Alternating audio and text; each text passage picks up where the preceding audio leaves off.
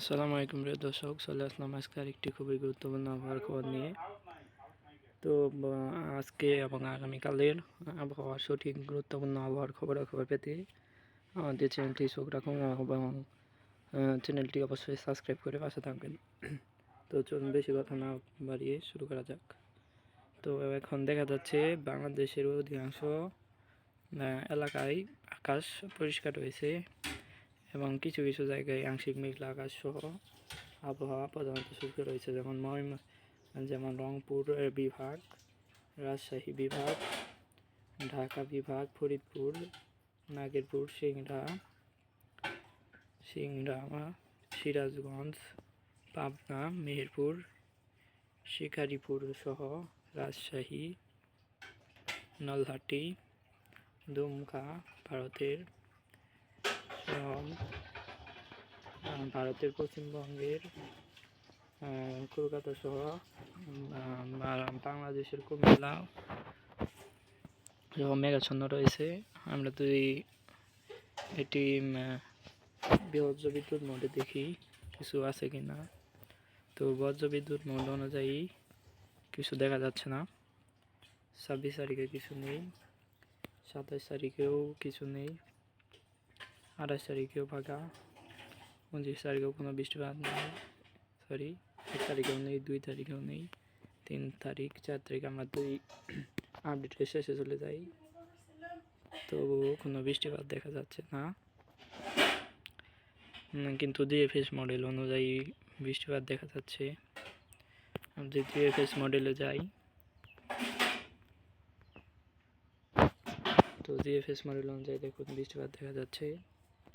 কত তারিখ থেকে আমরা যদি দেখি, 7 তারিখ থেকে দেখুন, 7 তারিখ থেকে বৃষ্টিপাতটি হতে পারে। যেমন বাংলাদেশের কুমিল্লা বিভাগের কুমিল্লা, সেনবাগ, ফরিদগঞ্জ, মতিরহাট, বরিশাল, মাদারীপুর, আগরতলা, আমেরপুর সহ এগুলোতে বৃষ্টিপাত হতে পারে। সেই সাথে সিলেটে ঝিরি ঝিরি বৃষ্টিপাত হতে পারে এবং সে সময় ভারতের কলকাতা সহ সারা দেশ বৃষ্টিপাতহীন থাকতে পারে। যদি 8 তারিখে যাই, 8 তারিখে ময়মনসিংহ, সরিষাবাড়ি, সিরাজগঞ্জের দিকে হালকা মাঝারি বৃষ্টিপাত হতে পারে। তার পরবর্তীতে সেই বৃষ্টিপাতটি বাংলাদেশের উত্তর পূর্ব অংশে বিস্তৃত হতে পারে, যেমন সিলেট বিভাগে সিলেট, সেই সাথে মাদান, কিশোরগঞ্জ, ময়মনসিংহ, কাপাসিয়া, আগরতলা, আমবাসা, কুমিল্লা, আমেরপুর এগুলোতে বৃষ্টিপাত হতে পারে ধীরে ধীরে। আজ আরেকটু প্লে করে দেখা যাচ্ছে সেই বৃষ্টিপাত আবার বাংলাদেশের ঢাকা, ময়মনসিংহ, রংপুর, সিলেট, কুমিল্লা, সেই সাথে বাংলাদেশের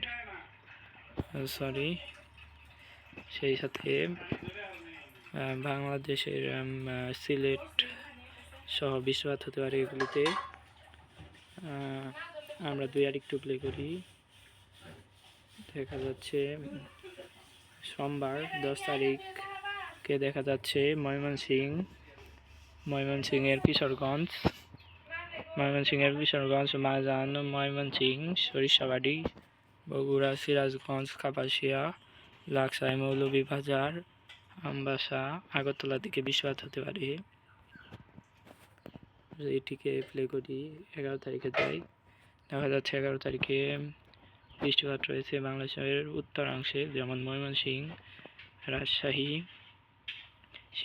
সিরাজগঞ্জ, সরিষাবাড়ি, মাদান, কিশোরগঞ্জ, লাকসাই, কাপাসিয়া, মৌলভীবাজার, সিলেট সহ বাংলাদেশের উত্তরের রংপুর বিভাগ সহ গুয়াহাট সহ এগুলোতে বৃষ্টিপাত হতে পারে।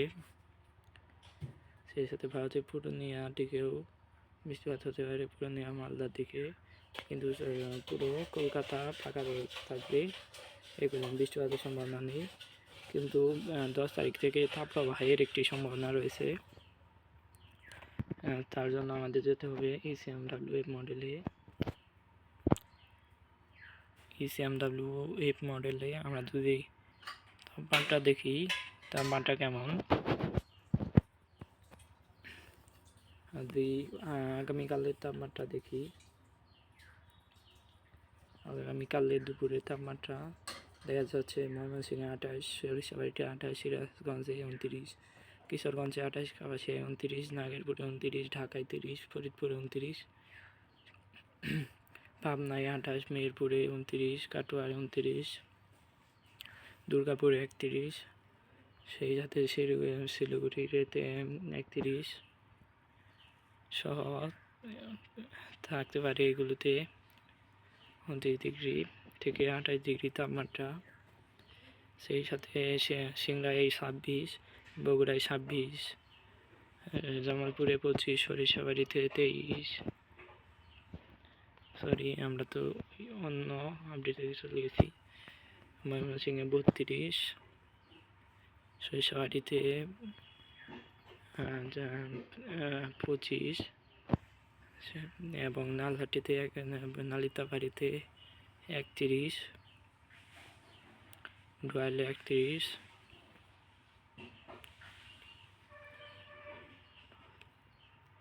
সেই সাথে আমরা যদি একটু উত্তর দিকে যাই, রংপুরে 31 সে থাকতে পারে তাপমাত্রা। আমরা যদি একদম আপডেটের শেষে চলে যাই, আপডেটের শেষে আমরা দুইটার সময় দেখা যাচ্ছে বাংলাদেশে তীব্র থেকে অতি তীব্র তাপপ্রবাহ প্রবাহিত হতে পারে, যেমন ময়মনসিংহে 29, কালাই 29, সিলেটে 27, ঢাকায় দেখুন 37 ডিগ্রি থেকে মৃদু তাপপ্রবাহ প্রবাহিত হতে পারে, কুমিল্লায় 33, বরিশালে 33, চট্টগ্রামে 28, কলাপাড়ায় 30, খুলনায় 37, দেখুন মেহেরপুরে 39, রাজশাহীতে 36, মালদায় 33 ডিগ্রি তাপমাত্রা পৌঁছে যেতে পারে। এবং ভারতের জামশেদপুরে তীব্র থেকে অতি তীব্র আকার ধারণ করতে পারে তাপমাত্রা, হাই অ্যালার্ট হতে পারে তাপমাত্রা। সেই সাথে খড়গপুরে 38, কলকাতায় 34 ডিগ্রি, হলদিবাড়ি 28, কলাপাড়ায় 30, চিটাগাঙে 28, মহেশখালীতে 29, টেকনাফে 28, সিটুইতে 28 ডিগ্রি তাপমাত্রা থাকতে পারে। তো দেখা যাচ্ছে যে আগামী 10 থেকে 12 তারিখের মধ্যে তীব্র তাপপ্রবাহ দেশের দিকে ধেয়ে আসছে। তো এই ছিল আমাদের আজকের আবহাওয়া রিপোর্ট। প্রতিদিন নিয়মিত আবহাওয়ার খবর পেতে আমাদের চ্যানেলটি সাবস্ক্রাইব করে অবশ্যই সাবস্ক্রাইব করুন। ধন্যবাদ।